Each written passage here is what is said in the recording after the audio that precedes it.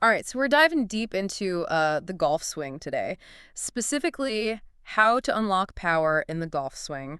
Our listener wrote in and wants to know the secrets behind how those pros hit the ball so far. We're going to be drawing insights from golf expert Henrik Jentsch. Fascinating stuff. Oh, yeah, there are definitely some serious aha moments in here. So, for starters, get ready to completely ditch the idea that swinging faster equals more power. In fact, Right. pros actually slow down their hands right before impact. Wild, right? It really is a fascinating paradox. Right. And we've got Henrik Jentsch's research to thank for debunking this common misconception. His findings show the pros decrease their hand speed, sometimes by up to 50% right before they make contact with the ball. Wow, 50%. Yeah, That's a lot. it's almost like they're hitting the brakes at the last second, but the results speak for themselves. So if they're not relying on pure hand speed, what is that secret sauce? Well, magic lies in a concept called lag. Lag. Yeah. You can think of it like cracking a whip. It's not about how fast your wrist is moving at the end of the whip, but rather the energy that you built up throughout its entire length. And then all that energy is released at the precise moment, resulting in that satisfying crack. Okay, so I'm starting to see the connection here, but how does this whip analogy translate to the golf swing? So in golf, lag is all about the position of the club head during the downswing. So imagine this. The club head is trailing behind the hands, creating this buildup of potential energy. And then when that energy is released at impact, bam, it generates incredible club head speed, which translates to a powerful shot. So it's not about swinging as hard as you can, it's about timing and that perfect release of energy? Precisely. And what makes Henrik Jentsch's approach so unique is that he emphasizes the importance of the entire body in achieving this lag. It's not just about arm strength. It's a coordinated movement from the ground up. That's interesting that you say that, because I always thought it was mainly about upper body strength, legs and core. How do those play into creating lag? Well, Henrik actually uses force plates to analyze how golfers transfer their weight and generate power from the ground. Force plates. Mm-hmm. Interesting. Yeah, and the numbers are astounding. He's found that pro golfers transfer a whopping 173% of their body weight into the ground during their swing. Hold on, 173%. How is that even possible? It all comes down to the efficiency of their movement. They're essentially pushing off the earth to maximize their swing power. Right. They're not just hitting at the ball, they're using their whole body to generate force that travels through the ball. Okay, so it's about harnessing the ground force and channeling that energy effectively through the body. Exactly. And one of the most intriguing techniques Henrik uses to teach this concept is what he calls the duck squeeze, or catchen, which is German for squeeze together. Okay, duck squeeze. I like it. I have to admit that sounds a little quirky. What's the story behind that? Well, picture this. You're swinging down, and just as you're about to hit the ball, you imagine squeezing a rubber duck under your front foot. A rubber... I know it sounds a little out there. I wasn't expecting that. Yeah, but there's a brilliant method behind it. I'm all ears. How does squeezing an imaginary rubber duck translate to a powerful golf swing? So that mental image of squeezing the duck actually helps activate the correct muscles in your legs and feet. And guess what? This activation is key to maximizing ground force and generating more of that precious lag we've been talking about. So it's like a mental trick to get your body in the right position and activate the right muscles. Precisely. It's a fantastic example of how Henrik blends scientific analysis with these fun and memorable techniques to make learning stick. I mean, who could forget the duck squeeze? Right. But before we move on to other aspects of Henrik's approach, let's just take a moment to let those concepts sink in. It's not about brute force, Yeah, but a carefully orchestrated dance of the entire body working in sync. absolutely. A beautiful blend of physics and biomechanics, all orchestrated by the golfer's understanding of their own body and the principles of the swing. Yeah. Okay, that duck squeeze technique is definitely going to stick with me. But let's shift gears a bit, because we've been talking a lot about power. But pro golfers also make those powerful swings look so smooth, so effortless. What's the secret to that? That brings us to the often overlooked element of tempo and rhythm. Tempo and rhythm. Yeah, you see, rushing the swing is a common mistake among amateur golfers. They try to muscle the ball, thinking that more effort equals more distance.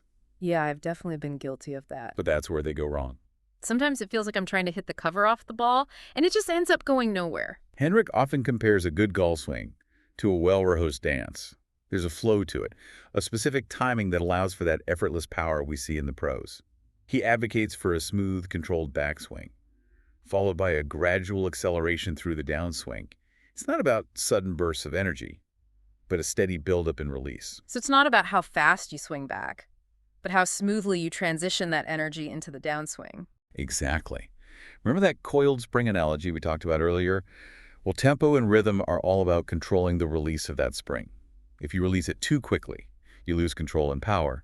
But if you release it gradually, you harness that energy and direct it toward the butt. Makes perfect sense. It's about finding that rhythm that allows you to maximize your power without sacrificing control. You got it. It's about finesse and timing, not brute force. This concept of slow is fast is key to understanding how pros achieve those consistently powerful shots. Slow is fast. I like that. This reminds me of something Henrik said about personalizing the golf swing. He encourages golfers to experiment and find what works best for their own body and swing style. It's not about mimicking someone else's technique. It's about understanding the principles and applying them in a way that feels natural and effective for you. That's such an important point. There's no one-size-fits-all approach to the golf swing. We all have different body types, strengths, and flexibility. Wow. What works for one golfer might not work for another. It's all about finding your own unique rhythm and tempo. That allows you to maximize your potential. So it's about taking these principles of lag, ground force, tempo, and rhythm and figuring out how they fit into your swing. It's about understanding your own body and discovering the most efficient way to transfer that energy into the golf ball. Absolutely. And that's what makes golf such a fascinating and challenging game. It's a constant process of self-discovery and refinement. You're always learning, always experimenting, always striving to find that perfect swing.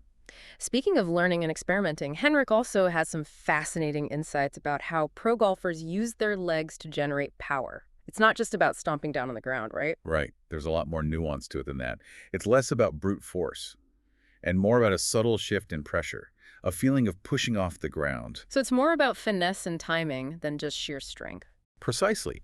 It's almost like a dancer pushing off the floor to leap into the air. It's a dynamic interaction between your feet and the ground, almost like a spring loading and unloading.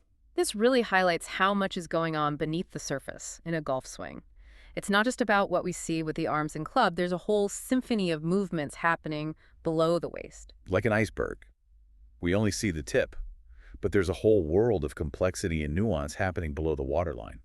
And that's where the real power comes from. That's such a great analogy. It makes me appreciate even more the skill and athleticism that goes into hitting those powerful, effortless-looking shots. It's a beautiful blend of science and art, physics and feel.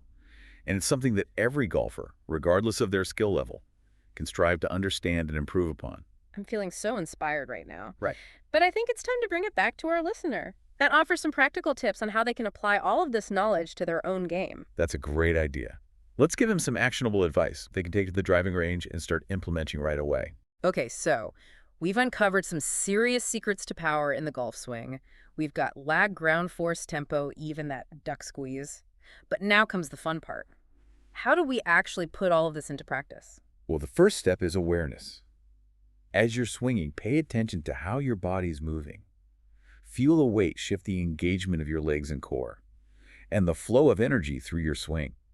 Are you rushing, or are you finding that smooth, controlled tempo? So it's almost like becoming a scientist of your own swing. Exactly. And just like any good scientist, you need to experiment. Try different drills to get a feel for these concepts. For example, Henrik Jentsch recommends the medicine ball drill. Okay. You hold a medicine ball in front of you during your swing to really feel that weight shift and lag. I've heard of that drill. Yeah. That sounds like a great way to build those muscles and get a better sense of the movements involved in generating lag. It really is. And remember, the goal isn't to swing as hard as possible. It's about finding that sweet spot where everything clicks and the power feels effortless. Quality over quantity, right? Absolutely. And I imagine it takes time and patience to really internalize all of these concepts and see the results on the course. You're absolutely right. Developing a powerful and consistent golf swing doesn't happen overnight. It's a journey of continuous improvement. But if you stick with it, embrace the process of experimentation, and apply the principles we've discussed, you'll start to see those drives flying farther and straighter. It's almost like unlocking a hidden potential within yourself. That's a great way to put it. And remember, the most important thing is to enjoy the process. Golf is a challenging but incredibly rewarding game. So get out there, have fun, experiment.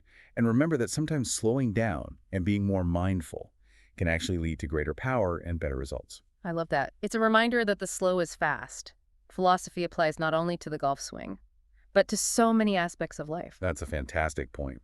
Where else could a more controlled, deliberate approach lead to better results? What if you applied this slow is fast thinking to your work relationships or personal goals? That's definitely something to ponder as we navigate the fairway of life. But before we tee off into those philosophical discussions, let's just recap the key takeaways for our listeners today. First, ditch the myth that swinging faster always equals more power. Right. It's about efficient energy transfer, not just raw speed. Second, master the art of lag. That delayed release of energy is what gives those pros their incredible clubhead speed. And don't forget, it's a full body movement. Engage those legs, core, and hips. Power comes from the ground up. And finally, pay attention to your tempo and rhythm. A smooth, controlled swing will outperform a rushed, forceful swing every time. I think we covered a lot of ground today. We sure have, and I feel like I've gained a whole new level of understanding about the power of the golf swing. So until next time, keep exploring, keep learning, and keep swinging for the fences. With control and precision, of course.